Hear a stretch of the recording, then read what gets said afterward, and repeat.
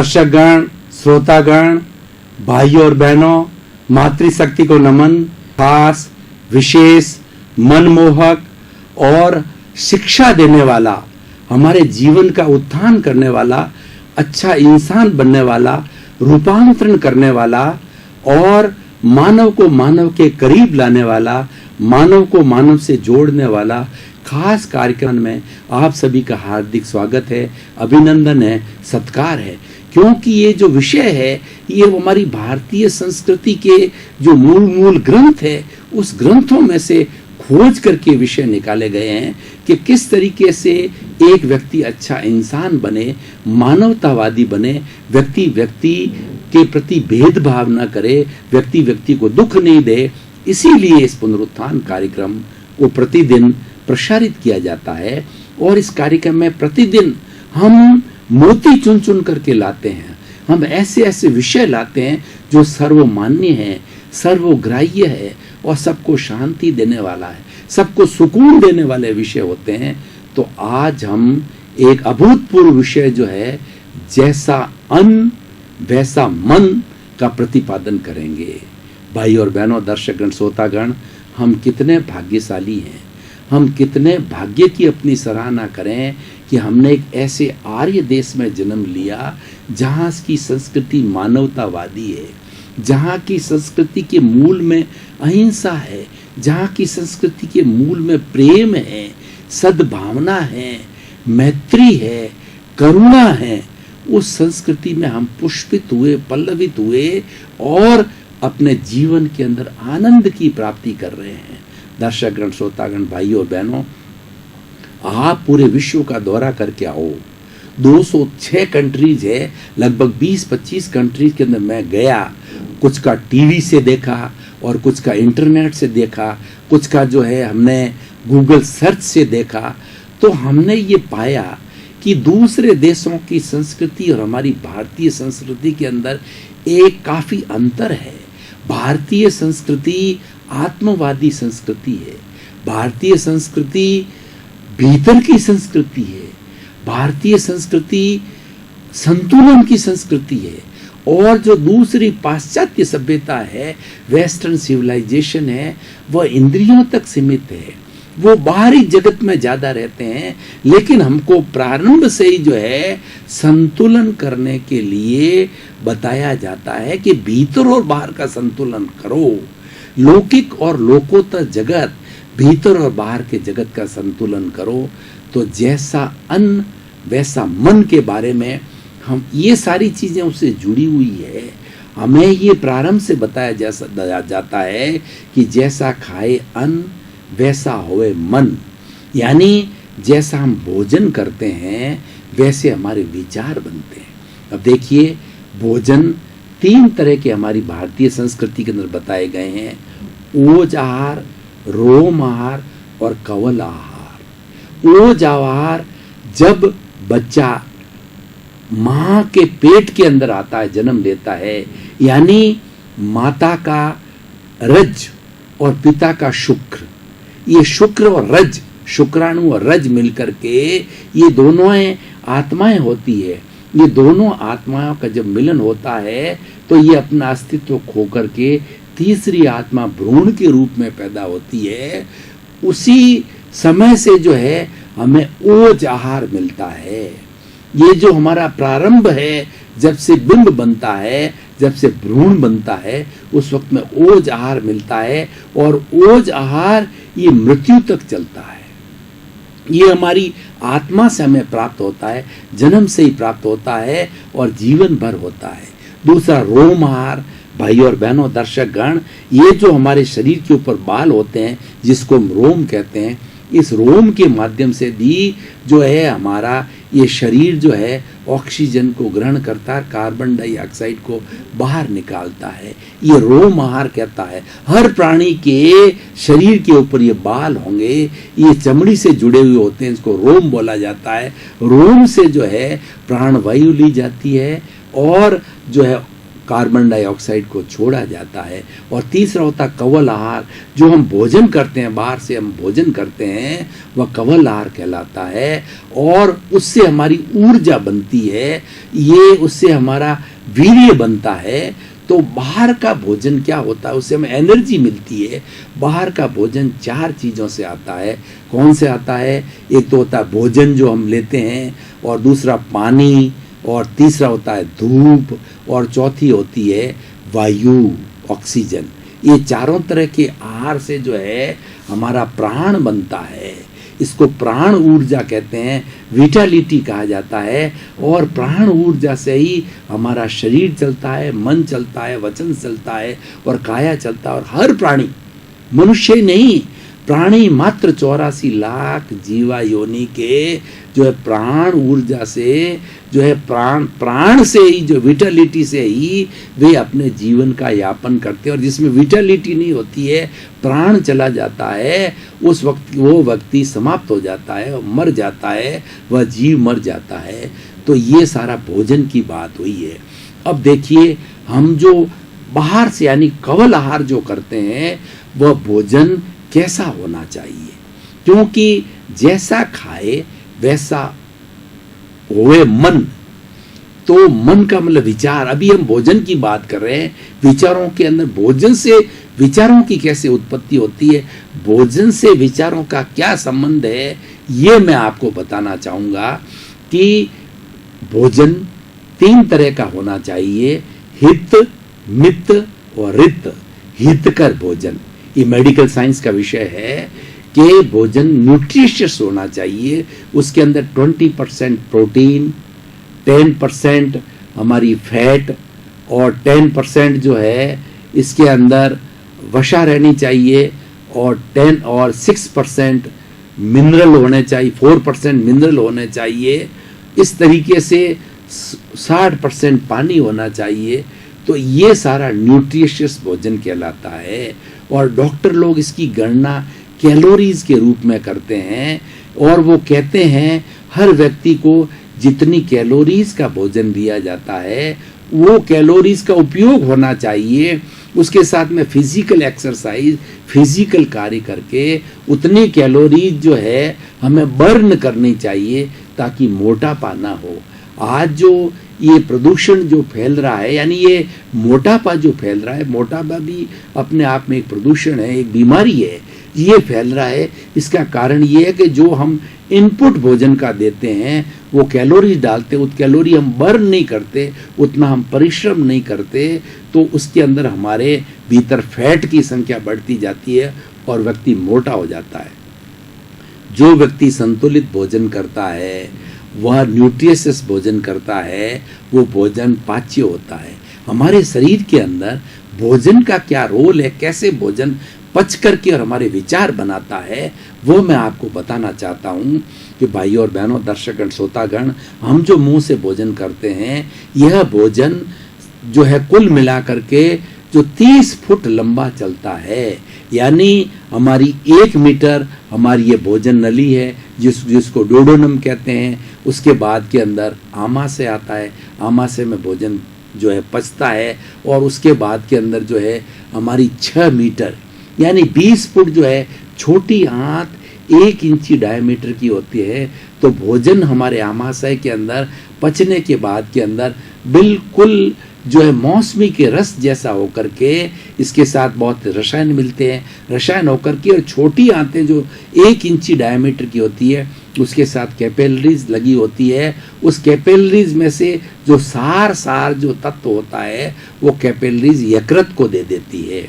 और उसके बाद असार की चीज होती है, वो छोटी आंत से बड़ी आंत के अंदर चली जाती है, जिसको कि हम मल बोलते हैं। बड़ी आंत जो है वह जो है वो 2 मीटर की होती है, लगभग 6 फुट की होती है। उसके बाद में मल द्वार आता है। इस तरीके से मुंह से लगा करके मल द्वार तक जो है 30 फुट भोजन को चलना होता है। सार यकृत के अंदर आ जाता है, और यकृत जो है, इस यकृत और उसके बासात के अंदर हमारा जो बॉयल है, यानी हमारा पित्त जो बनाने वाली थैली है, वह दोनों मिल करके जो है भोजन को पचा करके इसका खून बनाती है। ये खून जो है उसके बाद में हमारी किडनी के अंदर जाता है।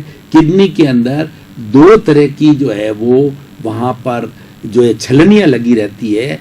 एक छलनी के अंदर जो खून होता है छन करके अलग हो जाता है और फेफड़ों में चला जाता है, और दूसरी उसमें अशुद्धि होती है, टॉक्सिन्स होते हैं। उन सारे टॉक्सिन्स को, अशुद्धि को पेशाब के रूप के अंदर, मूत्र के रूप के अंदर प्रवाहित करके बाहर निकाल देते हैं। ये अशुद्ध खून जो है हमारे हृदय में जाता है, हृदय उसको पंप करके फेफड़ों में भेजता है।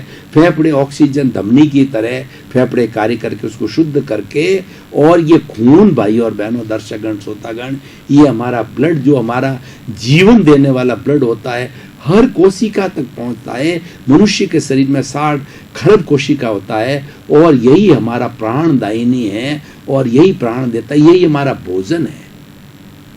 हर कोशिका तक खून के माध्यम से ये भोजन पहुंचता है, विटालिटी पहुंचती है, तभी वो जिंदा रहती है, तभी वो फंक्शन करती है। अब आप देखिए कि आपने इस जो कवल आहार के साथ में न्यूट्रिशियस भोजन दिया, संतुलित भोजन दिया, हर कोशिका के पास में संतुलित भोजन पहुंचेगा और वो कोशिका प्रेम से रहेगी। मैं छोटी से छोटी इकाई 60 खरब में से एक कोशिका की बात करता हूँ, संतुलित रहेगी, स्वस्थ रहेगी, और इस तरीके से यही ब्लड 20% ब्लड जो है हमारे मस्तिष्क में जाता है। हमारा मन है वो मस्तिष्क में रहता है। ये जो हार्डवेयर है, ये जो बना हुआ है, उसके अंदर मन रहता है, उसको माइंड बोलते हैं इंग्लिश के अंदर। वो चिंतन करता है। अब विचारों की बात आई थी, जैसा खाए अन्न वैसा हुए मन। मन भीतर रहता, मन को विचार भी कहा जाता है। ये हमारा जो क्षेत्र है, ये इसके अंदर बुद्धि चलती है, इसमें विचार होते हैं। 20% जो ब्लड है मस्तिष्क के अंदर जाता है, मस्तिष्क को मन कहा जाता है, और यहीं सारे चिंतन की प्रक्रिया होती है। अगर हमने मांसाहारी भोजन किया है, न्यूट्रिशियस भोजन नहीं लिया है, तो वो बैड एलिमेंट्स जो है ब्लड के साथ के अंदर हमारे मस्तिष्क में जाते हैं, और वो नेगेटिविटी पैदा करते हैं, और नेगेटिविटी पैदा करके व्यक्ति जो है वो नेगेटिव बन जाता है।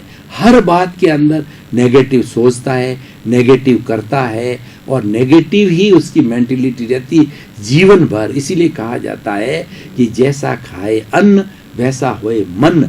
अगर आपने हितकर भोजन लिया है, और हित के लिए मैंने आपको न्यूट्रिशियस बताया, मित मतलब प्रमाण के अंदर मात्रा में भोजन लेना, और रित का मतलब होता है वो अपने ऋतु के अनुसार भोजन लेना।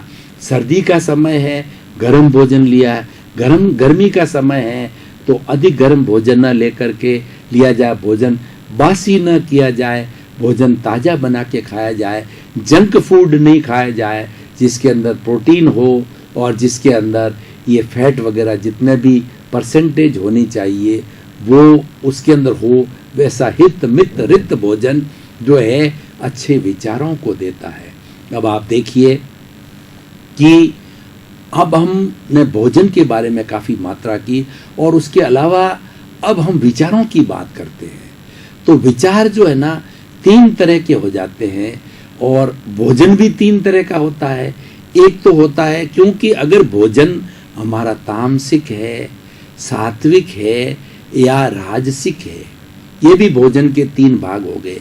तामसिक भोजन उत्तेजना देने वाला होता है, ज़्यादा मिर्च है, मसाले है, गरिष्ठ भोजन है, और उसके साथ मांसाहार है, अधिक स्वाद लेने वाले हैं, पैक्ड फूड है, जंक फूड है।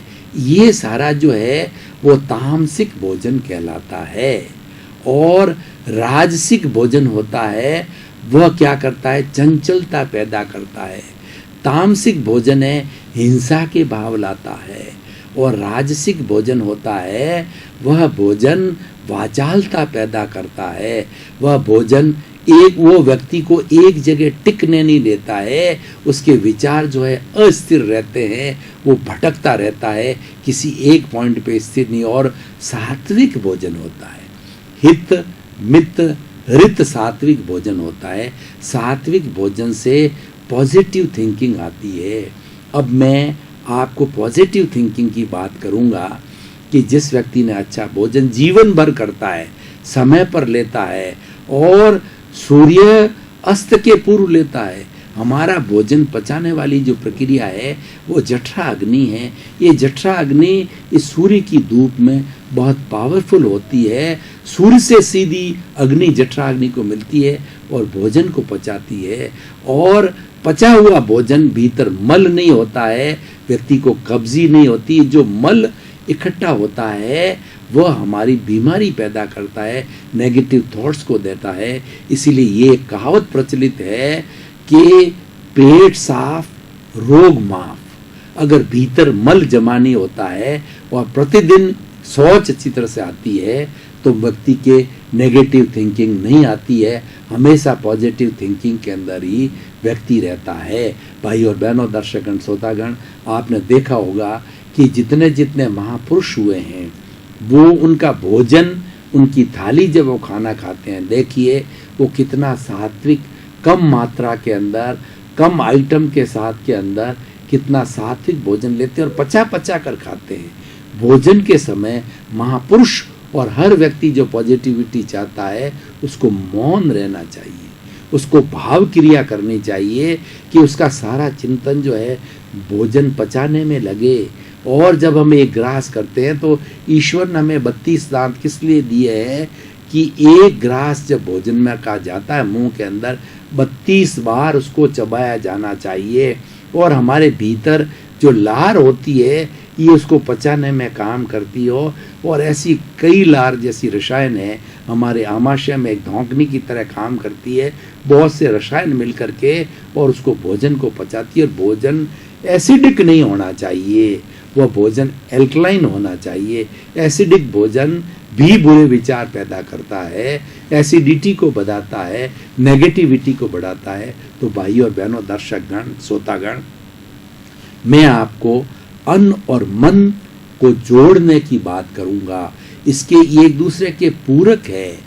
और अन्न के लिए तो यहाँ तक कहा जाता है कि सात्विक अन्न के द्वारा, सात्विक भोजन के द्वारा, चाहे वो ओज आहार हो, चाहे रोम आहार हो, चाहे कवल आहार हो, इन सभी आहार के द्वारा हम मोक्ष की प्राप्ति कर सकते हैं। मैंने प्राण की बात कही तो प्राण ही हमें मोक्ष में ले जाता है और ये प्राण हमें पॉजिटिविटी में रखता है। अब आप देखिए कि जितनी जितनी नेगेटिविटी कम होगी उतनी उतनी पॉजिटिविटी बढ़ेगी, जितनी जितनी पॉजिटिविटी बढ़ेगी उतनी उतनी प्योरिटी बनेगी, और जितनी जितनी प्योरिटी होगी हमारी आत्मा के साथ में जुड़ा हुआ जो कर्म शरीर है, वो हमारा जो अशुद्ध भाव है उन सब को दूर करती है वो पॉजिटिविटी। और प्योरिटी बढ़ने के साथ साथ में एक दिन वह ऐसा आता है कि हमारी आत्मा 24 कैरेट सोने की तरह प्योर होकर के मोक्षगामिनी हो जाती है। मोक्ष में जाकर के वो आनंद की स्थिति प्राप्त करती है। हमारी भारतीय संस्कृति के अंदर जो है मोक्ष की स्थिति को सबसे अच्छा बताया गया। चतुर्थ पुरुषार्थ, पुरुषार्थ चतुष्टय की हमारी संस्कृति के अंदर बहुत ज़्यादा निर्देशन दिया गया है और वो हमारे जीवन का आधार बताया गया है कि अर्थ, काम, धर्म और मोक्ष हमारा अंतिम साध्य मोक्ष है। मोक्ष की प्राप्ति करने के लिए सद्विचार आना बहुत जरूरी है। सद्विचारों को जब हमारे में आता है इसका मतलब यह है कि हम मोक्ष की ओर अग्रसर हो रहे हैं। दर्शकगण, श्रोतागण, भाई और बहनों, मैं एक उदाहरण के द्वारा आपको बताना चाहता हूँ कि एक संत पुरुष है, वो 24 आवर्स ईश्वर की आराधना करता है, पॉजिटिव थिंकिंग रखता है। तो आजकल ये ओरा मापने के लिए कर्लियन फोटोग्राफी आ गई है और ओरा यानी व्यक्ति का आभा मंडल बनता है, उसके अंदर उसके कैसे विचार है वो उसके अंदर फोटो लिए जाते हैं। कर्लियन फोटोग्राफी से ये पता कर लिया जाता है कि ये व्यक्ति वर्तमान में कैसा चिंतन कर रहा है। ये आर्त ध्यान कर रहा है, रौद्र ध्यान कर रहा है, धर्म ध्यान कर रहा है या शुक्ल ध्यान कर रहा है। जो आर्त ध्यान करने वाला होता है 24 आवर्स लोभ की, लालसा की प्रवृत्ति, भोग विलास की प्रवृत्ति में होता है। रौद्र ध्यान करने वाला व्यक्ति 24 घंटे उसके दिमाग में हिंसा, अपराध, आतंक ये बातें चलती है। धर्म दान करने वाला संत पुरुष कहलाता है। 24 आवर वो ईश्वर को समर्पित होता है, ईश्वर का भजन करता है, ईश्वर की माला करता है, जगत कल्याण की बात सोचता है और किसी को दुख न हो उसके लिए चिंतन कर लेता है, दुख हो भी जाता है उसका प्रायश्चित करता है, सामायिक करता है, आलोचना करता है, प्रतिक्रमण करता है, 24 आवर्स वो पॉजिटिविटी को बढ़ाता है, ओरा इतना शुद्ध हो जाता है। इसलिए संत महात्माओं के पास जाने से, मंदिर में जाने से, भगवान की मूर्ति के पास जाने से अपनी आत्मा का चिंतन, सबसे बड़ा प्रभु हमारे भीतर विराजमान हमारी शुद्ध आत्मा है, वही आत्मा जो है वो भगवान राम के जैसी आत्मा है, कृष्ण के जैसी आत्मा है, महावीर के जैसी आत्मा है। शुद्ध आत्मा में कोई भी फर्क नहीं होता है, क्योंकि मोक्ष की जो आत्मा होती है, शुद्ध आत्मा होती है, वो सब आत्माएं समानता होती है। किसी की 84 लाख जीवा योनि की, किसी की शुद्ध आत्मा में कोई भेद नहीं है। जो भेद है वो अशुद्ध आत्मा में है, क्योंकि अशुद्ध आत्मा के साथ में जो कर्मों का जो आवरण होता है, जो पर्दे बने होते हैं, उसकी इंटेंसिटी अलग अलग होती है। किस पर कितने पर्दे हैं, कितना आवरण जो है, किसी का आवरण गहन है या किसी का आवरण कम है, उसके अनुसार उसकी प्योरिटी बनती। तो भाई और बहनों, दर्शकगण, श्रोतागण, मैं ये बताना चाहता हूँ कि आप आहार से प्रारंभ करें। हमेशा आहार पर ध्यान रखें। आहार सात्विक हो, मौन के साथ लिया जाए, पचा कर लिया जाए, मात्रा में लिया जाए।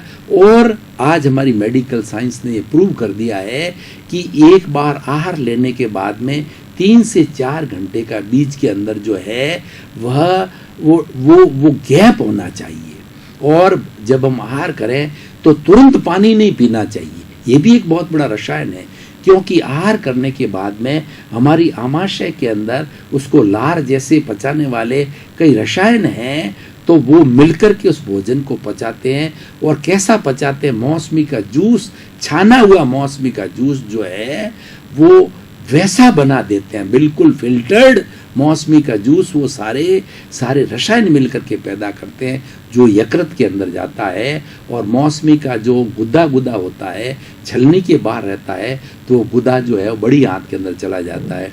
तो ऐसी ये विटालिटी बनाता है, प्राण बनाता है, खून के माध्यम से होता है ये भोजन। उसका अल्टीमेट लो है वो खून बनता है भोजन के साथ में, और खून से भी सप्त धातु बनती है, वीर्य बनता है। ये बहुत बड़ी आगे की बात, कर्ण वीर्य होता है और उसके बाद लब्धि वीर्य होता है। लब्धि वीर्य आत्मा की शक्ति को कहते हैं, कर्ण वीर्य शरीर की शक्ति, सप्त धातु बन करके।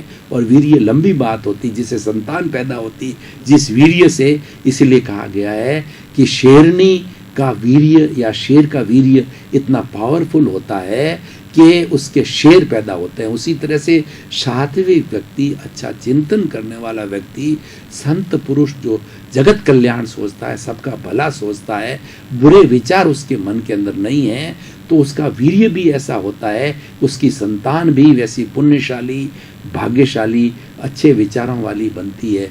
तो भाई और बहनों, दर्शकगण, मैं आपको कहना चाहूँगा कि हमने मन से प्रारंभ किया और जो है अन्न से प्रारंभ किया और मन तक पहुँचे।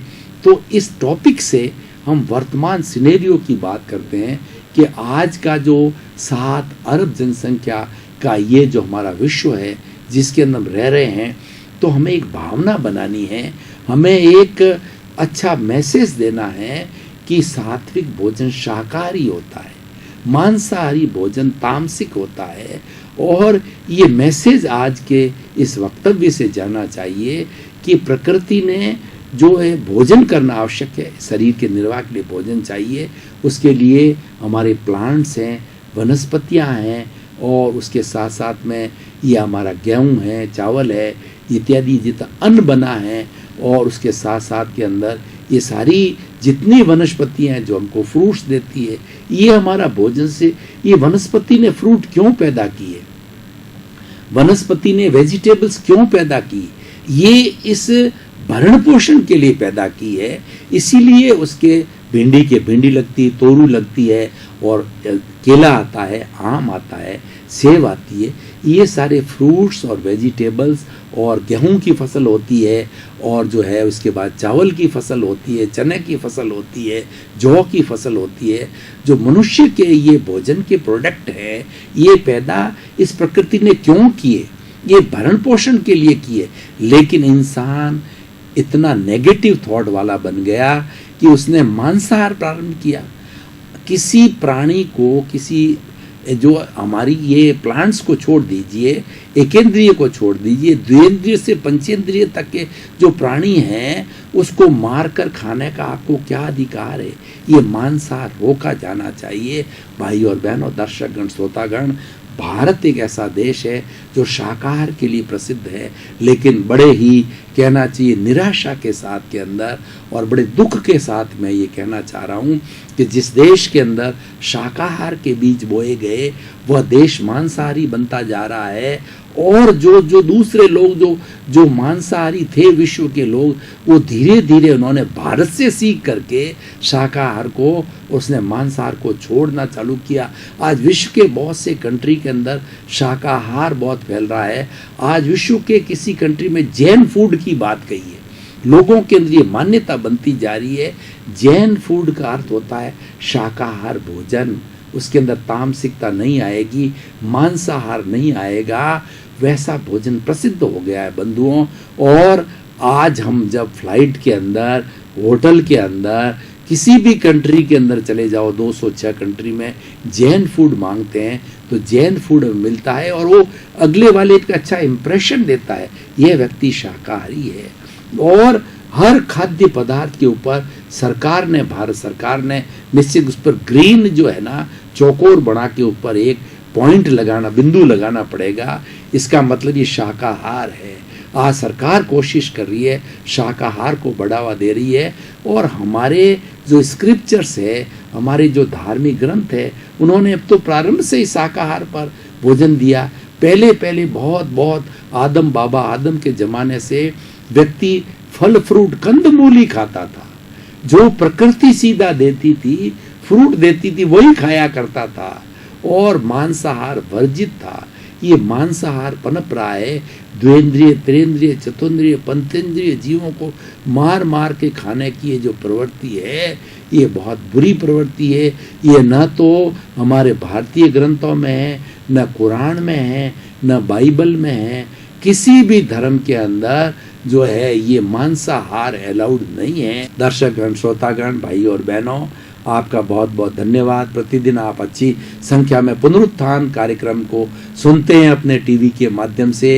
ये कार्यक्रम ऐसा है जो मनुष्य में परिवर्तन लाता है।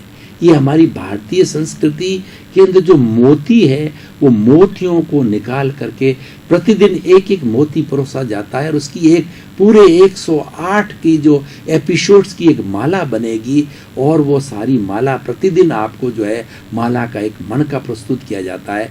जगत का कल्याण हो, सभी जीवों को सुख मिले, सभी जीवों को आनंद मिले। सर्वे भवन्तु सुखिनः, सर्वे भवन्तु निरामया। आपका कल्याण हो, आपको शांति मिले, सुख मिले, आनंद मिले, आपको मोक्ष मिले। आपके प्रति मंगल भावना, शुभकामना।